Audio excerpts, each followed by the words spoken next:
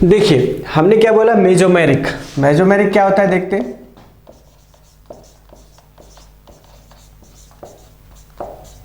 Mesomeric effect,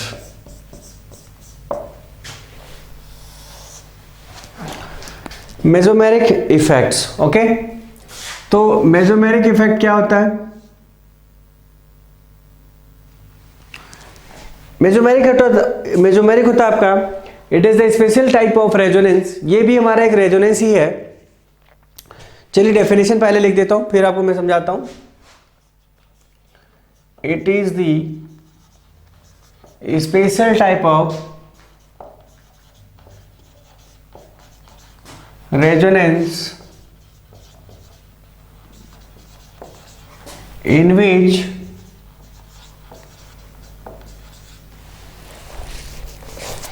in which the complete, in which a functional group is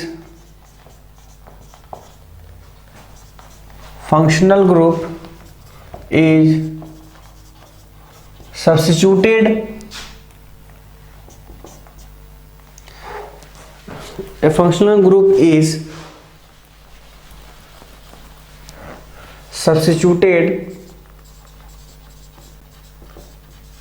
substituted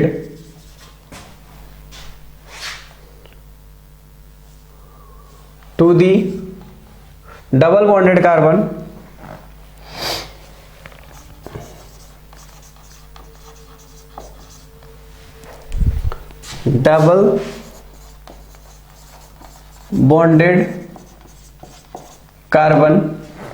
substituted से ज्यादा better आप क्या करें, यहां पर अटैच टू बोल सकते हैं। Functional group is attached, functional group is attached to the double bonded carbon is called mesomeric effect, mesomeric effect। Okay, चलिए देखिए क्या मैं बोलना चाह रहा हूं यहां पर। दरअसल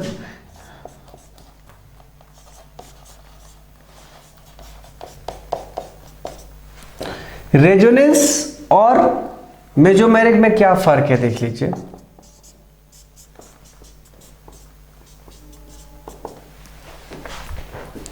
सबसे पहले आप मेजोमेरिक की बात करेंगे हम, फिर हम रेजोनेंस की बात करेंगे। ओके, तो हम डिफरेंस पता कर लेंगे रेजोनेंस और मेजोमेरिक में एग्जैक्टली डिफरेंस है क्या। तो सबसे पहले देखिए यहां पर आपका NH2 क्या है, अमीन। NH2 अमीन है। अमीन मतलब क्या, एक फंक्शनल ग्रुप है ये। तो फंक्शनल ग्रुप क्या होना चाहिए कि फंक्शनल ग्रुप जो होना चाहिए हम कि डबल बॉन्डेड कार्बन पर क्या होना चाहिए, हमारा कोई भी एक फंक्शनल ग्रुप अटैच्ड होना चाहिए। For what, for mesomeric. तो यहां पर आपको क्या दिख रहा है, यहां पर आपको डबल बॉन्डेड कार्बन पर NH2 दिख रहा है, देख सकते हैं यहां पर NH2 आपको दिख रहा है डबल बॉन्डेड कार्बन पर। तो ये हमारा क्या है, फंक्शनल ग्रुप है। अब ये फंक्शनल ग्रुप आपको क्या दिख रहा है, इधर डबल बॉन्डेड कार्बन पर कनेक्टेड है। और दूसरी बात क्या है, देख सकते हैं यहाँ पर रेजोनेंस भी हो रहा है। रेजोनेंस क्या करता है, रेजोनेंस क्या बोलता है आपको, डबल बॉन्ड से नेक्स्ट कार्बन पर क्या होना चाहिए आपका, एक लोन पेयर होना चाहिए, या फिर पॉजिटिव चार्ज या फिर नेगेटिव चार्ज या फिर लोन पेयर या फिर फ्री रेडिकल्स। तो यहाँ पर डबल बॉन्ड से नेक्स्ट पर क्या दिख रहा है आपको, लोन पेयर दिख रहा है। और साथ में क्या एक फंक्शनल ग्रुप P है। तो फंक्शनल ग्रुप की वजह से क्या हो जाएगा, यहां पर आप मेजोमेरिक हो जाएगा। लेकिन एक्चुअली में जो होता है वो होता तो रेजोनेंस ही है। लेकिन रेजोनेंस और मेजोमेरिक में क्या फर्क है, रेजोनेंस में हमारा ये जरूरी नहीं है कि डबल बॉन्डेड कार्बन के साथ हमेशा फंक्शनल ग्रुप ही अटैच हो। लेकिन for the case of mesomeric ये डिफरेंस क्या होना चाहिए, for the case of mesomeric double bonded carbon के साथ क्या होना चाहिए आपको, एक फंक्शनल ग्रुप ही कनेक्टेड होना चाहिए, नहीं तो वो मेजोमेरिक नहीं होगा। तो यहां पर क्या है, ये हमारा मेजोमेरिक वाला पार्ट है। इस लोन पेयर की वजह से ये क्या होगा, इधर की ओर ट्रांसफर होगा और ये इधर की ओर ट्रांसफर होगा। तो ये हमारा क्या हो जाएगा, इस तरह से बन जाएगा नेगेटिव चार्ज, और ये हमारा हो जाएगा डबल बॉन्ड NH2 पॉजिटिव। इसको हम ऐसे बोल सकते हैं। और यहाँ पर देखिए इस डबल बॉन्ड, ये डबल बॉन्ड की वजह से ये बॉन्ड इधर की ओर ट्रांसफर होगा, मतलब यहाँ पर CH2 positive charge and then CH double bond CH2। Okay, तो यहाँ पर देख लिए, यहाँ पर भी रेजोनेंस हो रहा है, यहाँ पर भी रेजोनेंस हो रहा है, लेकिन ये रेजोनेंस विथ मेसोमेरिक इसको बोल रहा है। क्यों वो इसका बोल रहा है? इसके पीछे सिर्फ एक ही लॉजिक है कि डबल बॉन्डेड कार्बन से कनेक्टेड क्या होना चाहिए, एक फंक्शनल ग्रुप होना चाहिए जो NH2 है हमारा। ओके, तो चलिए अब आगे देखते हैं क्या है फंक्शन, इसका एप्लीकेशन वगैरह क्या क्या है मेसोमेरिक इफेक्ट्स का। ओके,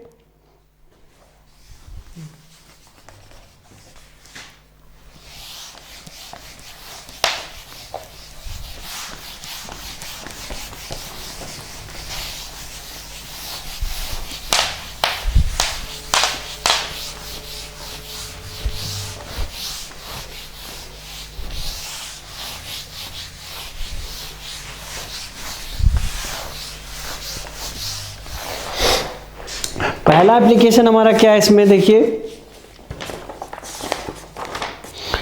पहला एप्लीकेशन हम लिखेंगे इसका basic nature of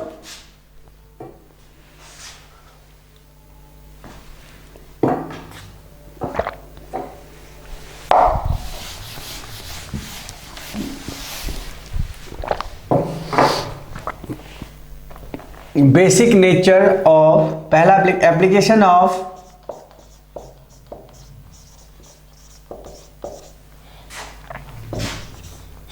application of mesomeric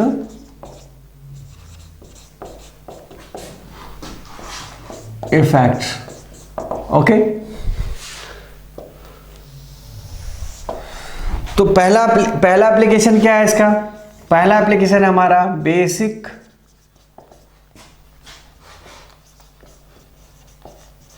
nature of अमीन। दूसरा हमारा होगा स्टेबिलिटी ऑफ इंटरमीडिएट। ओके, तो और उसके बाद हम एरोमेटिक रिएक्शन पढ़ेंगे। तो एरोमेटिक रिएक्शन हम बाद में पढ़ते हैं, पहले हम इसको देख लेते हैं बेसिक नेचर ऑफ अमीन, उसके बाद फिर स्टेबिलिटी ऑफ इंटरमीडिएट करेंगे। ओके, तो चलिए पहला हम बात करेंगे, पहला वाला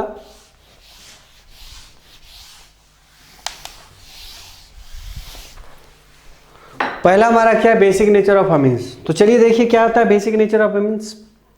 मान लीजिए एक क्वेश्चन की तरह समझाते हैं, क्वेश्चन के थ्रू। वैसे तो ऑलरेडी आपको पता है कि बेसिक नेचर ऑफ अमीन्स को हम कैसे चेक करते हैं। तो बेसिक नेचर ऑफ अमीन आपको पता है पहले से, हम चेक कैसे करते हैं, वो हम चेक करते हैं नाइट्रोजन पर क्या होना चाहिए। देखिए सबसे पहले NH2 क्या हमारा है, ये बेसिक है, NH2 sorry not basic, it's amine. इसको क्या बोलते हैं हम, अमीन बोलते हैं, अमीन हम बोलते हैं इसको। नेक्स्ट इसको दूसरी बात और क्या बोलते हैं हम लोग, लुईस बेस बोलते हैं, लुईस बेस बोलते हैं। अब लुईस बेस क्यों बोलते हैं ये बात ऑलरेडी हमने आपको बता रखा है। लुईस बेस बोलने का रीजंस, लुईस बेस बोलने का रीजन क्या है आपके पास में, due to presence of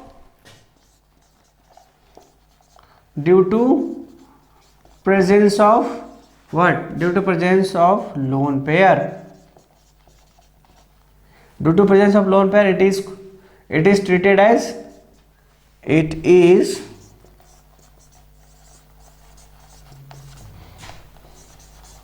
as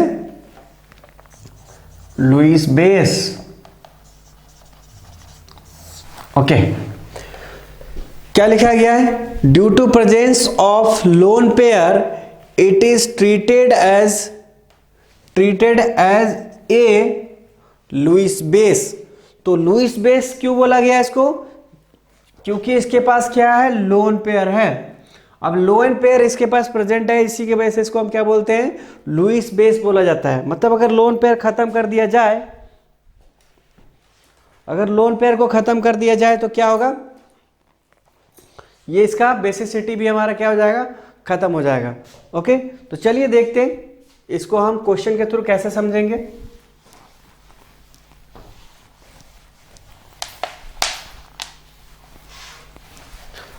मान लीजिए हमारे पास क्वेश्चन है कुछ इस तरह से, CH3 CH2 NH2, दूसरा ऑप्शन है CH2 double bond CH NH2। Okay, देखिए यहां जो क्वेश्चन पूछा गया है, क्वेश्चन पूछ रहा है आपसे कि मोर बेसिक कौन है, मोर बेसिक कौन है।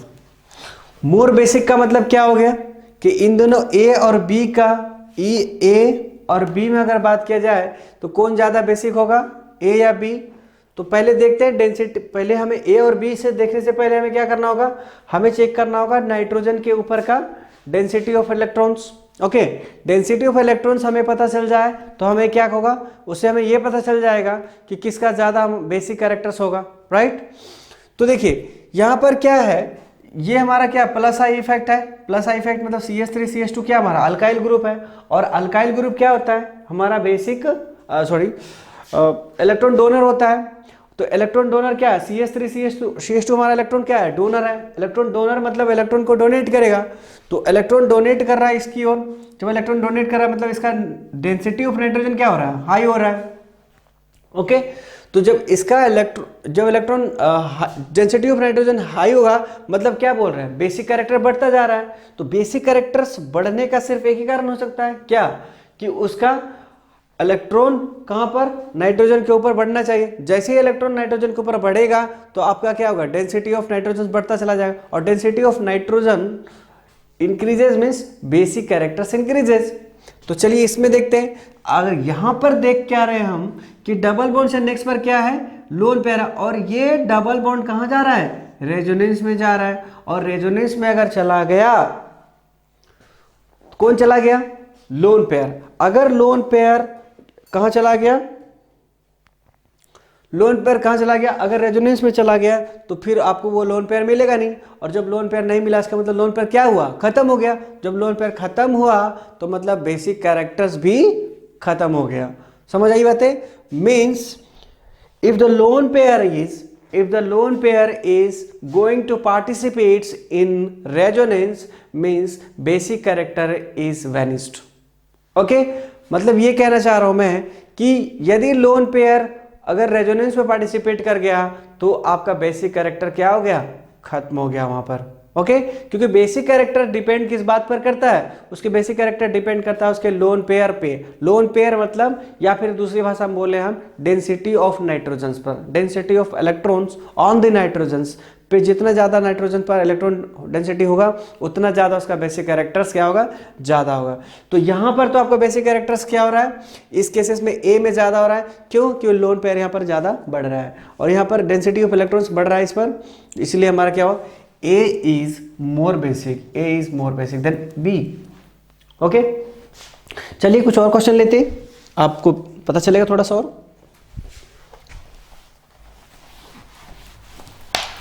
तो पहले एक नोट लिखेंगे फिर हम आगे बढ़ेंगे। वो नोट क्या है देखिए पहले। अच्छा, नोट से पहले नोट लिखा हूं या पहले, चलिए पहले नोट ही लिख लो, उसके बाद क्वेश्चन करेंगे फिर आगे बढ़ेंगे हम। नोट क्या है देखिए,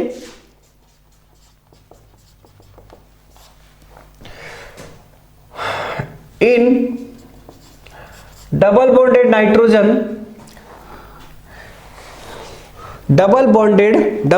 नाइट्रोजन पर यदि क्या हो, लोन पेयर हो, in double bonded nitrogens if lone pair is there, nitrogen, if lone pair is there,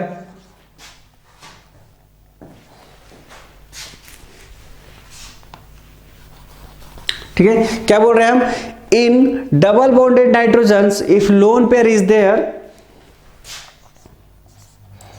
then there will be no resonance, no mesomeric actually, no mesomeric। Okay, no mesomeric मतलब जब कोई mesomeric effect होगा ही नहीं तो वहां पर क्या, जब मेजोमेरिक कोई मेजोमेरिक इफेक्ट या रेजोनेंस इफेक्ट वहां पर नहीं हो रहा है, इसका मतलब उसका जो नाइट्रोजन के ऊपर जो लोन पेयर है वो क्या होगा, ना तो किसी रेजोनेंस में पार्टिसिपेट करेगा वो, ओके, ना किसी रेजोनेंस में पार्टिसिपेट कर रहा है और ना ही मेजोमेरिक हो रहा है। इसका मतलब उसका जो डबल बॉन्डेड के ऊपर, डबल बॉन्डेड नाइट्रोजन के ऊपर लोन पेयर है अभी भी जैसा था अभी भी वैसा ही है। मतलब लोन पेयर उसका क्या हो रहा है, ना पार्टिसिपेट कर रहा है इधर उधर, ना ही बढ़ रहा है ना घट रहा है। तो ऐसा केसेस अगर आए और ऐसा केस आए, मान लिया जाए कि एक में रेजोनेंस हो रहा है और एक में ऐसा केस आए, तो उस केस में हमारा कौन ज़्यादा हमारा होगा, हमारा ये वाला केस हमारा क्या होगा, ज़्यादा बेसिक होगा। एक क्वेश्चन लेते हैं, पता चल जाएगा आपको क्या कहना चाह रहे हैं हम। पहले इसको जल्दी से नोट डाउन कर लीजिए फटाक से।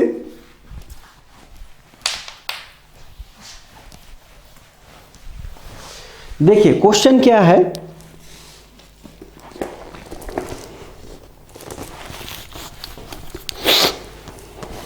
मान लीजिए हमारा क्वेश्चन है CH2 double bond CHNH2 A और B में है हमारा CH3CH double bond NH2, sorry it's NH, okay. तो देखिए यहां पर क्या है, लोन पेयर है और यहां पर हमारा क्या है, यहां पे भी लोन पेयर है, यहां पे भी लोन पेयर है, लेकिन यहां का जो लोन पेयर है इस डबल बॉन्ड की वजह से क्या हो रहा है, आपका रेजोनेंस कर रहा है, लेकिन यहां पर कोई भी रेजोनेंस आपका नहीं कर रहा है। तो यहां का जो डेंसिटी है कांस्टेंट है, यहां पर का कांस्टेंट है और यहां पर क्या हो रहा है, घट रहा है। तो घट रहा है, जहां पर घट क्या रहा है, वो तो खत्म हो जा रहा है वहां पर ना। तो जब खत्म हो जा रहा है इसका मतलब क्या हो रहा है कि बेसिक कैरेक्टर क्या हो रहा है, आपको कंप्लीटली लूज कर रहा है वो। यहां पर तो क्या हो रहा है, यहां पर आपको कोई भी इलेक्ट्रॉन यहां से इधर उधर नहीं जा रहा है। इसका मतलब क्या हुआ, ये आपका सबसे ज्यादा बेसिक कैरेक्टर होगा यहां पर बी, ओके। तो यहां पर क्या होगा, अगर बेसिक कैरेक्टर क्या होगा यहां पर, बी इज ग्रेटर देन ए,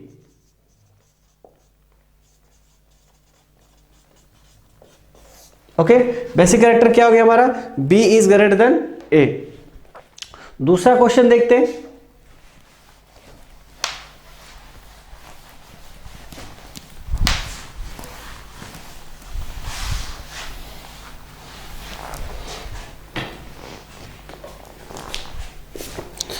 मान लीजिए हमारे पास क्वेश्चन कुछ इस तरह से है,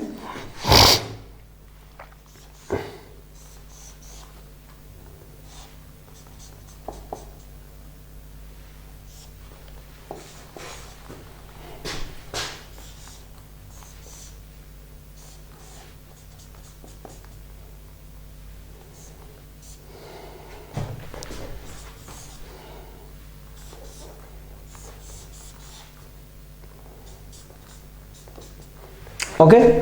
तो देखिए यहां पर हमारे पास क्या है, कुछ इस तरह से क्वेश्चन, यहां लोन पेयर होगा, यहां पर भी लोन पेयर होगा और यहां पर भी हमारा क्या होगा, लोन पेयर होगा, ओके।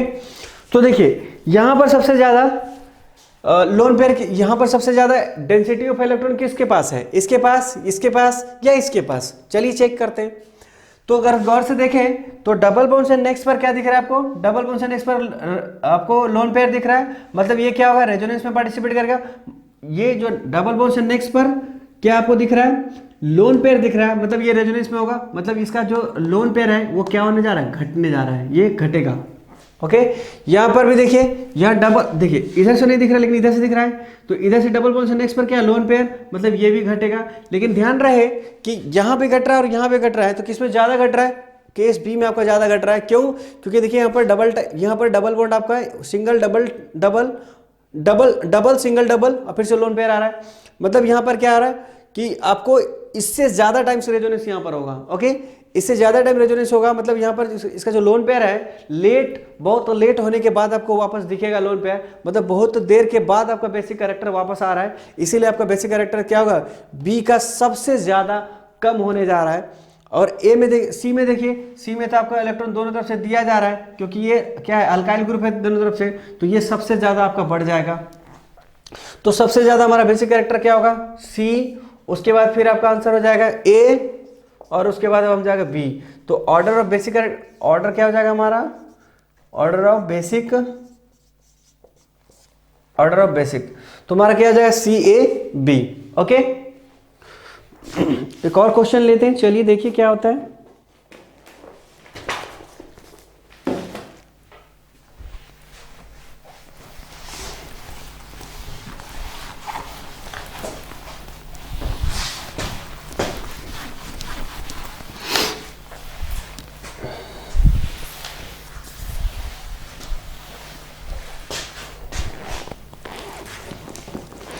चलिए मान लीजिए हमारे पास क्वेश्चन है कुछ इस तरह से,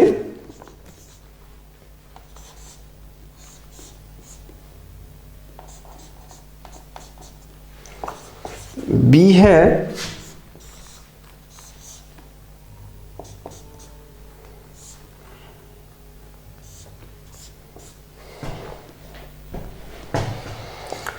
और हमारे पास C हो जाएगा,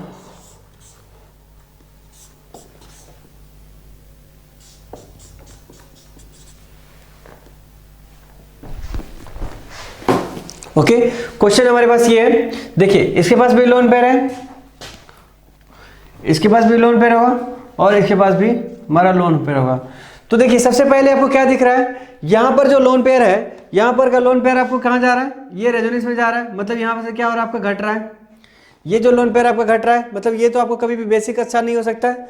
यहां पर देखते हैं, अभी थोड़ी देर पहले आपको मैंने बताया है कि lone pair double bonded carbon पर, double bonded not carbon, it's double bonded nitrogen पर, डबल बॉन्डेड नाइट्रोजन पर अगर लोन पेयर हो तो वहां पर रेजोनेंस पॉसिबल या मेजोमेरिक पॉसिबल नहीं है। मतलब यहाँ का जो नाइट्रोजन का जो लोन पेयर है वो क्या रहेगा, एज इट इज कांस्टेंट रहेगा। Okay, as it is constant रहेगा। लेकिन इस केसेस में क्या होगा, यहाँ पर घट जाएगा और ड्यू टू रेजोनेंस क्या हो जाएगा, यहाँ पर लोन पेयर उतर जाएगा और यहाँ से उतरने की वजह से क्या होगा, यहाँ से 100% आपको घटने वाला है। ओके, दूसरा इस केस में देखिए, इस केस में आपको दोनों तरफ से बढ़ रहा है, मतलब सबसे ज्यादा इलेक्ट्रॉन यहाँ का डेंसिटी बढ़ेगा। तो कहने का मतलब क्या हो गया, A is the first, then what, then P, then C, मतलब ABC हमारा करेक्ट आंसर होगा। ओके, बेसिक कैरेक्टर्स का अगर ऑर्डर होगा तो हमारा क्या हो जाएगा, ABC। ओके, चलिए एक क्वेश्चन देखते हैं जो कंपटीशन में हमारा पूछा गया है, वो क्वेश्चन देखते हैं।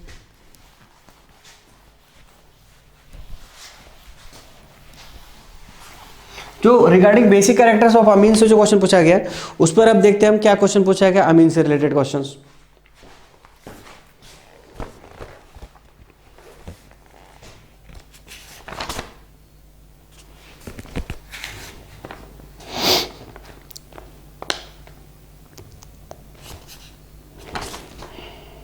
चलिए 2004 AIEEE का क्वेश्चन ले रहा हूं मैं। 2004 में पूछा गया है which of the following is the strongest base. Question पूछा गया है कि which of the following is the strongest base, मतलब इनमें से 4 ऑप्शन में सबसे ज्यादा स्ट्रॉन्गेस्ट बेस कौन होगा। तो देखिए सबसे पहले A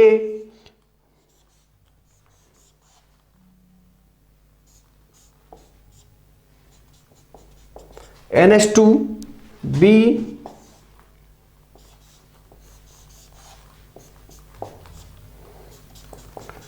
NHCH3, उसके बाद C हो जाएगा हमारा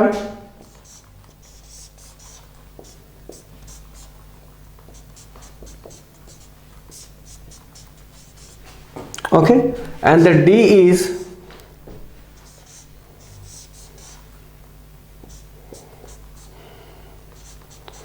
CH2 NH2। ये क्वेश्चन है आपका AIEEE2K4, AIEEE 2004 का क्वेश्चन है और पूछा गया आपसे कि हमें ये बताइए कि इनमें से सबसे ज्यादा एसिडिक कौन सा है, सॉरी बेसिक कौन सा है। तो बेसिक कौन सा, बेसिक कैरेक्टर को देखने के लिए हमें क्या करना पड़ता है, density of nitrogens, density of electrons on the nitrogens आपको चेक करना होगा, हायर या लोअर। तो यहां पर क्या दिख रहा है, देखिए यहां पर ये आप देखिए, ये आपका रेजोनेंस में जा रहा है तो ये तो घट जाएगा, ये भी आपका रेजोनेंस में जा रहा है, ये भी घट जाएगा, ये भी रेजोनेंस में जा रहा है, ये भी घट जाएगा। तो यहाँ का जो नाइट्रोजन है का जो डेंसिटी ऑफ इलेक्ट्रॉन है यहाँ पर घट नहीं रहा है, इसका मतलब सबसे ज्यादा आंसर क्या हो जाएगा, strongest base, D is the correct answer.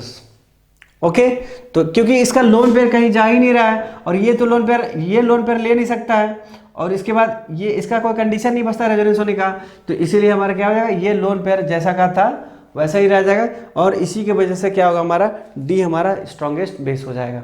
Okay, उसके बाद देखिए एक और क्वेश्चन पूछा गया है जो बेस से रिलेटेड है, 2003 में पूछा गया है, IEEE 2003, और क्या पूछा है देखिए, बहुत आसान सा क्वेश्चन है।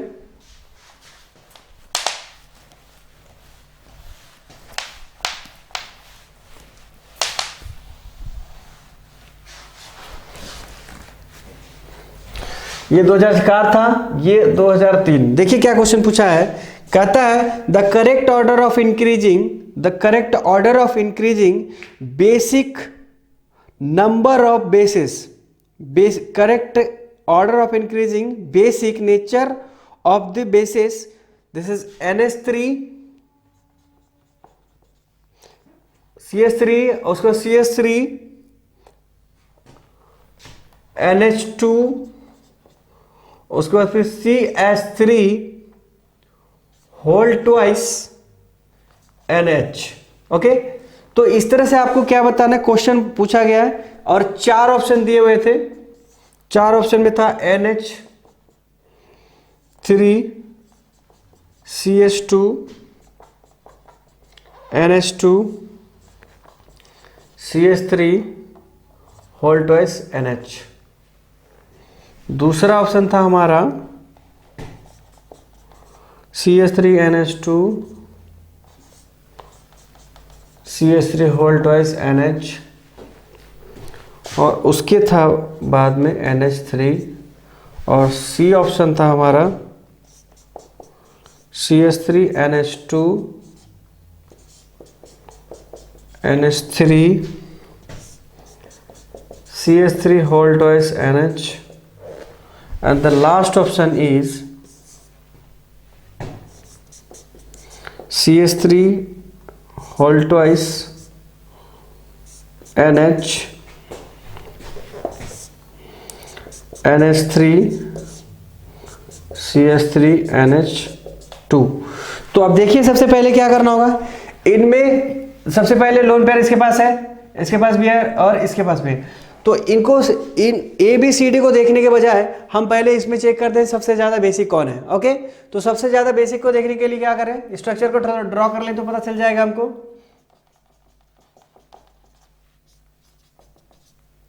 यही था, तो सबसे ज़्यादा बेसिक कौन होगा, देखिए सबसे ज़्यादा बेसिक ये वाला हो जाएगा, मतलब क्या था ये CH3 होल ट्वाइस NH था ये, तो सबसे पहले ये हो जाएगा। तो पहले देखिए सबसे पहले कौन सा है ये, देखिए पहले A नंबर को देखिए, तो A सबसे पहले आ गया हमारा, चूंकि इंक्रीजिंग ऑर्डर में बोला गया है तो सबसे पहले कम होना चाहिए, उसके बाद ज़्यादा, उसके बाद ज़्यादा, लास्ट में सबसे ज़्यादा होना चाहिए।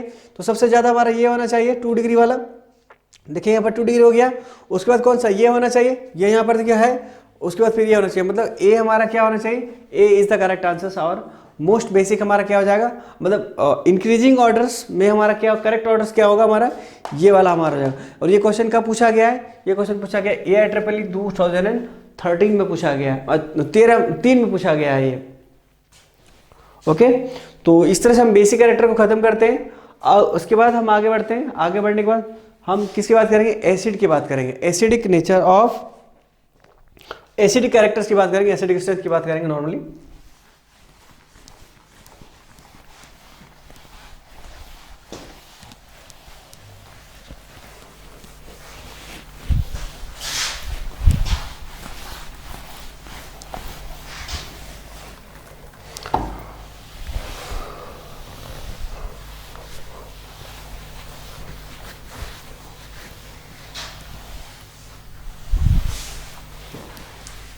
ओके, तो एसिडिक कैरेक्टर्स में क्या क्या है वो देखते हैं पहले।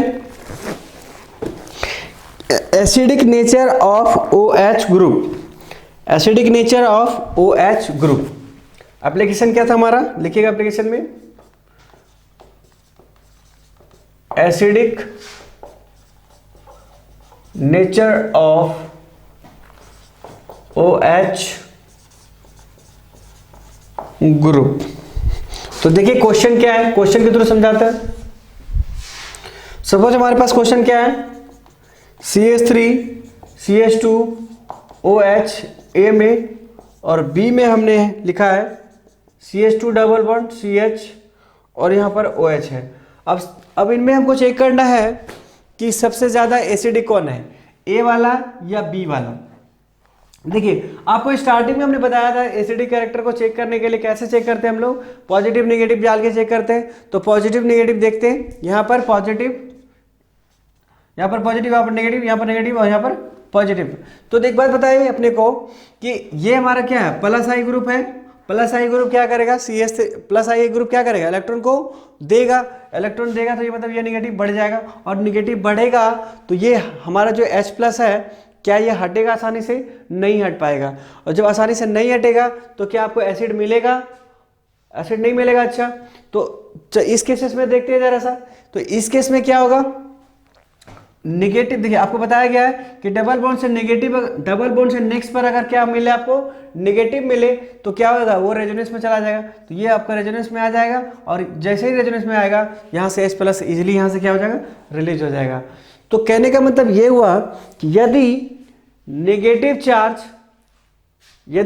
चार्ज क्या हो, रेजोनेंस में पार्टिसिपेट हो और साथ में OH वाला ग्रुप से कनेक्टेड हो, वो ऑक्सीजन अगर हाइड्रोजन से कनेक्टेड हो और ऑक्सीजन डबल बॉन्डेड कार्बन से कनेक्टेड हो, मतलब OH यदि डबल बॉन्डेड कार्बन से कनेक्टेड हो तो वहाँ पर क्या होगा, रेजोनेंस होगा, और रेजोनेंस होने की वजह से क्या होगा, आपका एसिडिक कैरेक्टर आपका ज़्यादा होगा। ओके, और ऐसा क्यों हो रहा है, ये तो मैंने हाइपोथेटिकल चीज़ें ले रखा था यहाँ पर नेगेटिव, एक्चुअली यहाँ नेगेटिव था नहीं, ये मैंने हाइपोथेटिकल लिखा है ताकि हमें पता चल सके यहाँ पर कि किसका ज़्यादा होगा। वैसे देखा जाए तो लोन पेयर से भी देखा जा सकता है, लेकिन लोन पेयर से अच्छा है कि हम हाइपोथेटिकल चीज़ें जो स्टार्टिंग में हमने कॉन्सेप्ट को यूज़ किया था, वही कॉन्सेप्ट को हम फॉरवर्ड करके आगे भी बढ़ते चले जाएं ताकि वो कॉन्सेप्ट हमारा गलत ना हो।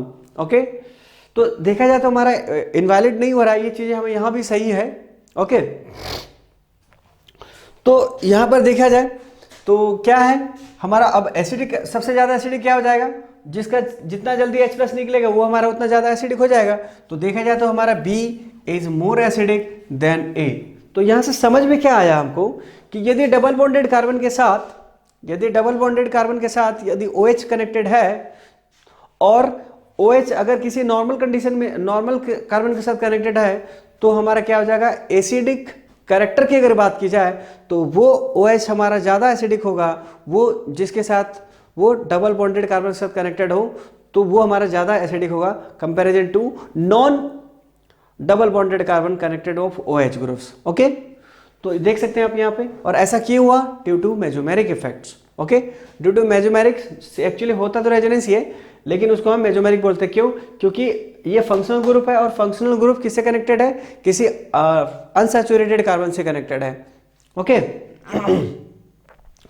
तो यहाँ पर क्या हो गया, हमारा B इज मोर बेसिक। और भी क्वेश्चन देखते हैं एसिडिक कैरेक्टर पर थोड़ा सा, जैसे कि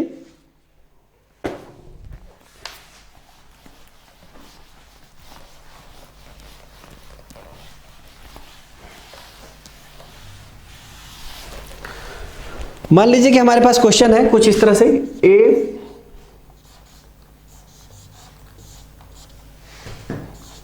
OH, B हमारा है CH3 CH2 OH,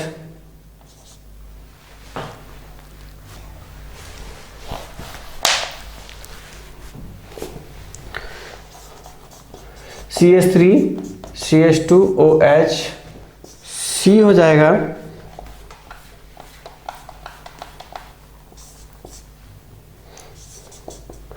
CH2 double bond CHOH। अब तक तो आपको अंदाजा लग गया होगा हमारा सबसे ज्यादा एसिडिक कौन होगा। देखिए क्वेश्चन पूछा गया आपको acidic nature of OH group, तो acidic nature of OH group, orders की बात कर ले यहाँ पर, order of acidic nature of OH, order क्या होगा इसका, order of acidic strength, order of acidic strength. अगर ऑर्डर ऑफ एसिडिक स्ट्रेंथ हो तो कैसे पता करेंगे हम, जैसे कि हम लास्ट लेक्चर में आपको बता रहे थे कि यहाँ पर क्या देखना है अपने को देखना है कि नेगेटिव चार्ज क्या होना चाहिए, नेगेटिव चार्ज हमारा मिनिमाइज होना चाहिए। नेगेटिव चार्ज जितना ज़्यादा मिनिमम होगा उतना जल्दी आपका H प्लस यहाँ से निकलेगा, और जितना जल्दी H प्लस निकलेगा उतना ही अच्छा आपका क्या होगा, एसिड होगा। तो यहाँ पर देखिए सबसे ज़्यादा O पर माइनस जो है, O पर माइनस किस पर सबसे ज़्यादा कम आ रहा है, जिसमें सबसे ज़्यादा रेजोनेंस होगा उसमें क्या होगा हमारा, जिसमें सबसे ज़्यादा रेजोनेंस होगा उसका माइनस क्या होगा हमारा सबसे जल्दी यहाँ से जाएगा, और जितना जल्दी आपको माइनस यहाँ से जाएगा उतना जल्दी आपको क्या मिलेगा, H प्लस मिलेगा, और जितना जल्दी H प्लस मिलेगा उतना अच्छा हमारा क्या होगा, एसिड होगा।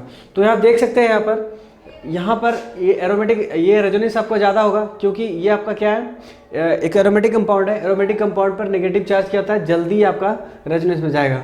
ओके, और दूसरी बात और कि इसका अगर रेजोनेटिंग स्ट्रक्चर बनाए तो रेजोनेटिंग स्ट्रक्चर बनाने के बाद देखिएगा इसका 5 स्ट्रक्चर आएगा। तो जितना ज़्यादा स्ट्रक्चर आएगा उतना लेट तक क्या होगा, उसका जो माइनस है वो आपको रेजोनेंस में रहेगा और H प्लस वहाँ से ईजिली रिमूव हो जाएगा। तो जितना जल्दी H प्लस ईजिली रिमूव होगा उतना ही अच्छा आपका क्या होगा, एसिड्स कहलाएगा। फाइन, तो आपका देखिए ए में, उसके बाद फिर सी को देखिए, यहाँ पर तो इलेक्ट्रॉन दिया जा रहा है, इलेक्ट्रॉन देने की वजह से क्या होगा, नेगेटिव चार्ज बढ़ेगा, तो आपका यहाँ पर H प्लस ईजी रिमूव नहीं होगा। यहाँ पर देख सकते हैं आप, यहाँ पर क्या होगा, चूंकि यहाँ पर क्या डबल बॉन्ड से नेक्स्ट पर नेगेटिव चार्ज है, ये क्या करेगा, इसकी वजह से, इस नेगेटिव चार्ज की वजह से ये बॉन्ड इधर की ओर ट्रांसफर होगा और ये यहाँ पर आ जाएगा। मतलब यहाँ पर क्या हो रहा है, रेजोनेंस हो रहा है, और रेजोनेंस की वजह से क्या होगा, आपको यहाँ से नेगेटिव चार्ज उतर जाएगा, और उतरने की वजह से क्या होगा, H प्लस यहाँ से इजीली चला जाएगा। ओके, तो रही बात ऑर्डर ऑफ एसिडिक स्ट्रेंथ का, तो सबसे पहले कौन होगा, तो सबसे कम आपका नेगेटिव चार्ज किस में है, सबसे कम नेगेटिव चार्ज इसमें आएगा, उसके बाद इसमें आएगा, और the last one is this one. तो हमारा एसिडिक स्ट्रेंथ क्या हो गया, A, उसके बाद C, उसके बाद फिर B। तो इस तरह से हमने क्या देखा कि हमें एसिडिक स्ट्रेंथ को देखने के लिए सिंपल सा लॉजिक है। एसिडिक स्ट्रेंथ को देखने के लिए हमें सिर्फ एक ही चीज़ करना होता है, और वो क्या करना होता है, नेगेटिव चार्ज को मिनिमम से मिनिमम आपको कर देना है। ओके, तो मिनिमम कई तरीके से होता है, हो सकता है नेगेटिव चार्ज आपका कोई माइनस आई इफेक्ट या फिर माइनस आई ग्रुप बोल सकते हो उसको आप, माइनस आई ग्रुप भी कनेक्टेड हो इस नेगेटिव पार्ट से, या फिर वहाँ पर रेजोनेंस हो रहा हो। तो जब कभी भी रेजोनेंस हो रहा होगा तो ऑब्वियसली वहाँ पर क्या होगा, नेगेटिव चार्ज आपका जल्दी से जल्दी घटेगा। ओके, तो जब भी रेजोनेंस होगा, अब मान लीजिए कि दो कंपाउंड ऐसा है जिसमें दोनों ही कंपाउंड में रेजोनेंस हो रहा है, तब आप एनालिसिस करेंगे उसको, तब देखिएगा कि उन दोनों में सबसे ज़्यादा रेजोनेंस किस में हो रहा है, जिसमें ज़्यादा रेजोनेंस होगा वही हमारा क्या कहलाएगा, सबसे ज़्यादा अच्छा एसिड कहलाएगा। ओके, तो इस तरह से हमने OH ग्रुप का एसिडिक स्ट्रेंथ पढ़ लिया। अब हम बात करते हैं, अब हम बात करेंगे क्या, स्टेबिलिटी ऑफ कार्बोकेटायन और कार्बन आयन की बात करेंगे। ओके, तो चलिए देखते हैं कैसे हम आगे स्टेबिलिटी कैसे देखते हैं कार्बोकेटायन का इन मेसोमेरिक इफेक्ट्स में।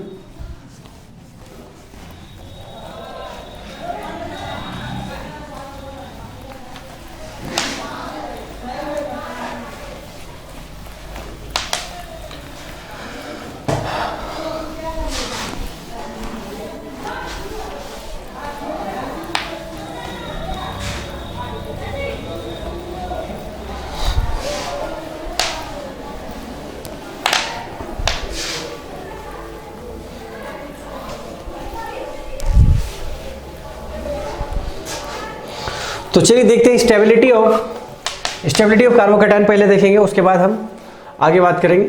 तो जो दूसरा हमारा है टॉपिक है stability of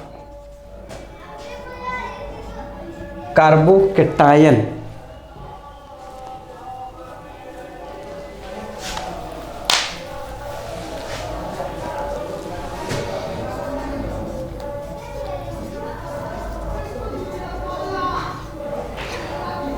stability of carbocation, तो देखिए स्टेबिलिटी ऑफ कार्बोकेटायन अब तक तो जितना कुछ भी हमने पढ़ा, रेजोनेंस में भी पढ़ा, मेसोमेरिक में भी पढ़ा, मेसोमेरिक में पढ़ रहे हैं, इंडक्टिव में पढ़ा हमने स्टेबिलिटी ऑफ कार्बोकेटायन, अभी रेजोनेंस में भी पढ़ा हमने स्टेबिलिटी ऑफ कार्बोकेटायन। तमाम जो चीज़ों में हमने क्या देखा, हमने देखा हुआ कि स्टेबिलिटी ऑफ कार्बोकेटायन के लिए हमेशा के लिए उस पर क्या होना चाहिए, कोई ऐसा ग्रुप कनेक्टेड होना चाहिए जो इलेक्ट्रॉन को, उसके जो पॉजिटिव चार्ज को क्या करना चाहिए, घटाना चाहिए। क्योंकि जब कभी भी पॉजिटिव चार्ज घटेगा तभी हमारा कार्बोकेटायन क्या होगा, हमारा स्टेबल होगा।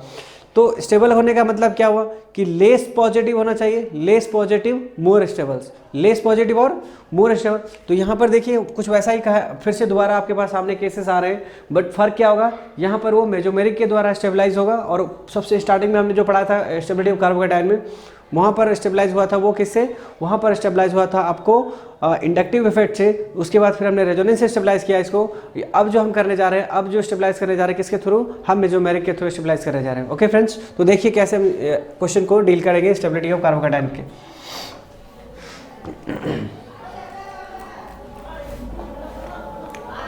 देखिए यहाँ पर मान लीजिए हमारे पास क्वेश्चन कुछ इस तरह से है,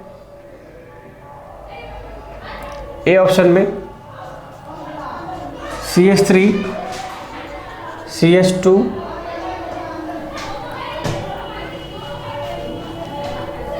डबल बॉन्ड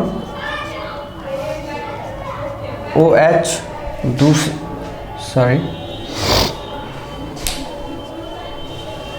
आपको कार्बोकेटायन बनाना होगा ना, पहले कार्बोकेटायन दे दीजिए पहले।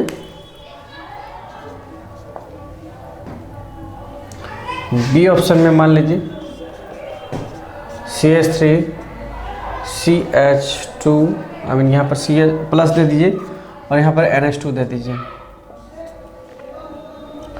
तो यहाँ पर देखने वाली बात है स्टेबिलिटी ऑफ कार्बोकेटायन। तो स्टेबिलिटी ऑफ कार्बोकेटायन को चेक करने के लिए क्या करते हैं हम, in case of mesomeric effects, in case of mesomeric effects में स्टेबिलिटी ऑफ कार्बोकेटायन हम कैसे चेक करते हैं, स्टेबिलिटी ऑफ कार्बोकेटायन चेक करते हैं कि इस जो हमें यहाँ पर दिख रहा है आपको सी पर प्लस यहाँ पर भी है, सी पर प्लस यहाँ पर भी है। अब इन दोनों में सबसे ज़्यादा स्टेबल कौन है, ये किस बात पर डिपेंड करेगा, ये डिपेंड करेगा कि कार्बोकेटायन से कनेक्टेड कौन कौन से ग्रुप्स हैं। ओके, कार्बोकेटायन से कौन सा ग्रुप कनेक्टेड है। अब देख सकते हैं यहाँ पर CH3 CH2 अल्काइल ग्रुप है, यहाँ भी हमारा अल्काइल ग्रुप है, लेकिन यहाँ पर आपको क्या दिख रहा है, यहाँ पर OH दिख रहा है और यहाँ पर NH2 दिख रहा है। ओके, तो यहाँ पर OH और यहाँ पर NH2 है, तो अब इन दोनों में इलेक्ट्रॉन सबसे ज्यादा कौन प्रोवाइड करेगा इसको। ओके, तो यहाँ पर देखिए ये हमारा OH ग्रुप और NH2, OH ग्रुप और NH2 क्या होता है हमारा, इन दोनों में आपको सीनियर ग्रुप कौन सा है।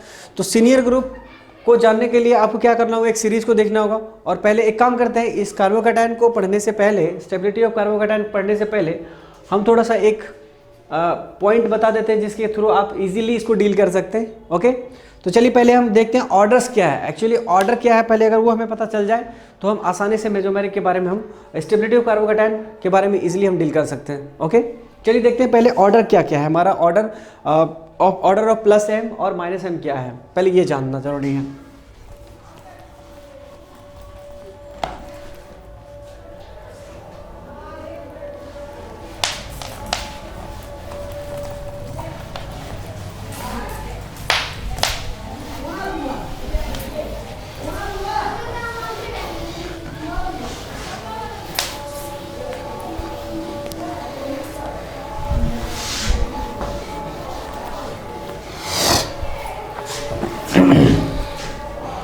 तो देखिए आपका जो मेसोमेरिक होता है, मेसोमेरिक हम कैसे दो तरह इसको m से डिनोट करते हैं, मेसोमेरिक के लिए m से डिनोट करते हैं, और ये दो पार्ट में होता है, दो पार्ट में डिवाइड होता है। ये कैसा होता है, एक होता है आपका +m और दूसरा होता है -m। तो +m और -m का क्या मतलब है, आपको स्टार्टिंग में हमने बताया था जब इंडक्टिव इफेक्ट पढ़ा रहे थे, तो इंडक्टिव इफेक्ट में आपको हमने क्या बताया था कि जो -i है और +i है, जो -i है वो इलेक्ट्रॉन क्या होता है, -i इलेक्ट्रॉन एक्सेप्टर होता है, और दूसरे भाषा में इसको क्या बोलते हैं, इलेक्ट्रॉन विड्रॉइंग ग्रुप होता है। ओके, जो इलेक्ट्रॉन विड्रॉइंग ग्रुप होगा या फिर इलेक्ट्रॉन एक्सेप्टर होता है उसको हम क्या बोलते हैं, उसको बोलते हैं हम -i ग्रुप। लेकिन ठीक इसका उल्टा जो इलेक्ट्रॉन डोनेट करता है, उसको हम क्या बोलते हैं, उसको बोलते हैं हम +i।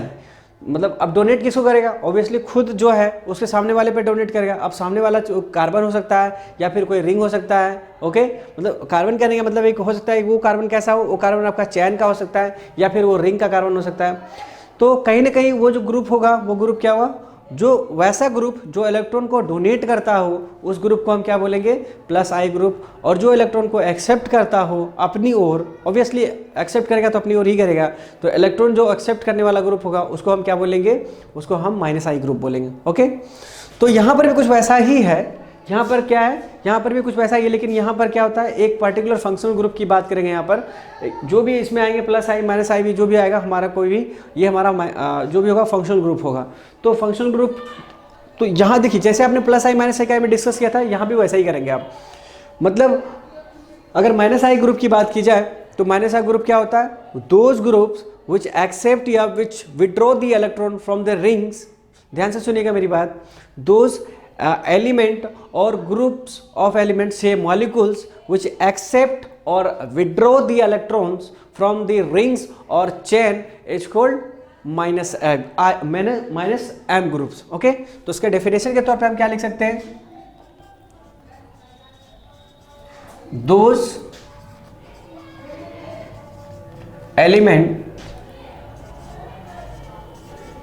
which withdraw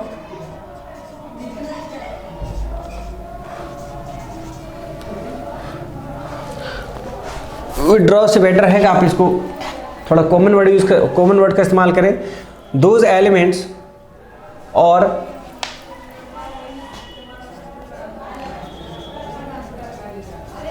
molecules which accept the electron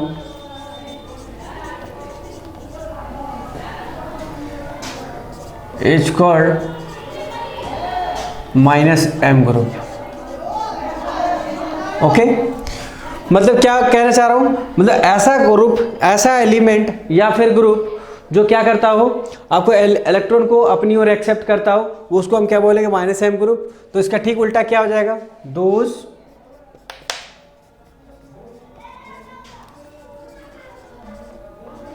elements और molecules which donates the electron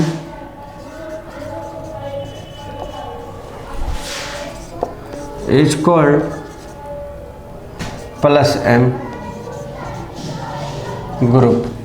तो अब देखिए ये डोनेट किसको करेगा ये हमें नहीं पता है, इसलिए हमने यहाँ पर नहीं लिखा किसको ये किससे ये एक्सेप्ट कर रहा है या फिर किसको डोनेट कर रहा है, ये हमें नहीं पता है, इसलिए हम डायरेक्टली नहीं लिखा कि हम कैसे बोलते हैं इसको कि हाँ इसको डोनेट कर रहा है या फिर इससे एक्सेप्ट कर रहा है।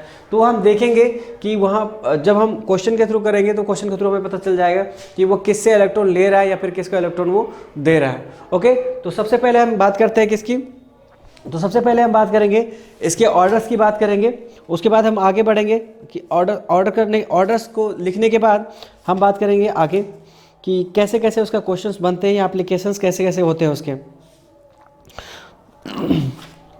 तो सबसे पहले हम ऑर्डर्स लिखेंगे माइनस एम का ऑर्डर। देखिए सबसे पहले ऑर्डर क्या हो जाएगा इसका, माइनस एम का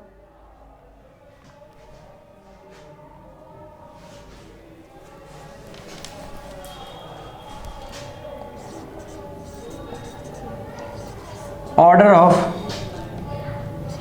minus M group. Order of minus M group में हमारा हो जाएगा सबसे पहले NO2 आ जाएगा, उसके बाद हमारा आएगा CN, उसके बाद हमारा COH, उसके बाद अल्डिहाइड CHO, उसके बाद हमारा आ जाएगा COR। ओके, तो ये ऑर्डर आपको ध्यान में रखना है। उसके बाद फिर हमारा हो जाएगा order of plus M group. कौन कौन सा है देखिएगा जरा ध्यान से, NH माइनस सबसे पहले, उसके बाद हमारा O माइनस, उसके बाद फिर NH2, उसके बाद फिर हमारा हो जाएगा NHR, उसके बाद हमारा हो जाएगा NR2, उसके बाद OH, उसके बाद OR, उसके बाद NH, COR और उसके बाद हमारा हो जाएगा COO आर। तो जरा ध्यान से देखिएगा तो हमने क्या लिखा, सबसे पहले हमने प्लस एम का ऑर्डर हमने देखा यहां पर, order of plus M group क्या होगा, NH माइनस O माइनस, उसके बाद फिर NH2, उस NH2 यहाँ से देखिए NH2 से हमने क्या किया, एक हाइड्रोजन को हटाया, एक R को जोड़ा, फिर हमने फिर ये जो दोनों हाइड्रोजन है, दोनों हाइड्रोजन को हटा के हम दोनों R जोड़ दिया, उसके बाद फिर OH, OR, NHCOR और COOR, ये हमारा ईस्टर हो जाएगा, ये हमारा अमाइड हो गया, ये हमारा ईथर हो जाएगा, ये कहीं ना कहीं ये अल्कोहल का कहीं ना कहीं ये अल्कोहल वाला पार्ट होगा। उसके बाद फिर NR2 अमीन का अल्काइल अमीन हो गया, ये भी हमारा अल्काइल अमीन हो गया, ये अमीन हो गया, और ये O माइनस और ये हमारा NH माइनस। तो ये आपको ये दोनों जो सीरीज मैंने लिखाया है, ये सीरीज आपको ध्यान में रखना है, क्योंकि ये सीरीज अगर आपको ध्यान में नहीं रहेगा तो क्वेश्चन बनाने में आपको दिक्कत होगा। अभी भी जो मैंने आपको स्टेबिलिटी ऑफ कार्बोकैटायन बता रहा था, तो स्टेबिलिटी ऑफ कार्बोकैटायन बताते टाइम आपको ये चीज़ें नहीं बताई थी, जिसकी वजह से प्रॉब्लम हो रही थी समझाने में। तो चलिए पहले इसको आप समझ लीजिए जल्दी से, और इसको नोट डाउन कर लीजिए। नोट डाउन करने के बाद हम दिखाते हैं आपको स्टेबिलिटी ऑफ कार्बोकैटायन को समझने में कितना आसान हो जाएगा। तो ऑर्डर आपको क्यों समझाना पड़ा, इसको ऑर्डर आपको ध्यान में क्यों रखना ज़रूरी है, वो आपको स्टेबिलिटी ऑफ कार्बोकैटायन जब हम आपको बताएंगे तो उसमें आप क्लियरली देख पाएंगे कि बेसिकली हमें order of stability order of plus M या फिर माइनस एम हमें क्यों ज़रूरी पड़ता है। ओके, तो चलिए देखते हैं, पहले इसको नोट डाउन जल्दी से कीजिए। देखिए आगे स्टेबिलिटी ऑफ कार्बोकैटायन, तो स्टेबिलिटी ऑफ कार्बोकैटायन पर हम चर्चा करते हैं, कैसे हम वहाँ के क्वेश्चंस को करेंगे स्टेबिलिटी ऑफ कार्बोकैटायन का।